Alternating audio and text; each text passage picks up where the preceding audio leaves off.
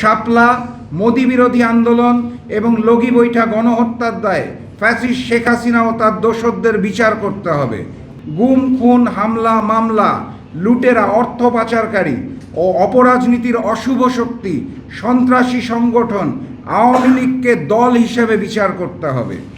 Bundle থাকলে প্রতি সেনমানিতে টাকা বাঁচবে। বিকাশ সেনমানি বান্ডেল কিনে জিতুন প্রতি লেনদেনে। এই তিনটি দাবিকে সামনে রেখে জুলাই গণ অভ্যুত্থান স্মরণে আগামীর বাংলাদেশ গড়ার লক্ষ্যে জাগপার কর্মসূচি ঘোষণা করছি।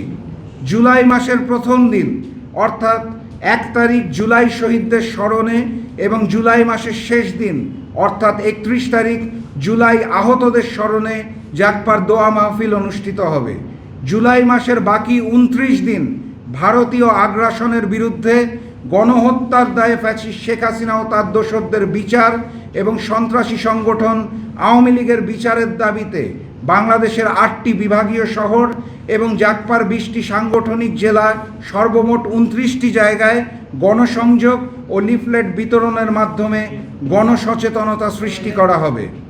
অগাস্ট মাসের 5 তারিখ শেখ হাসিনা ও আওয়ামী দুঃশাসনের হাত থেকে মুক্তি অর্থাৎ বাংলাদেশের নাজাত দিবসে শুকরান নামাজ পড়া হবে।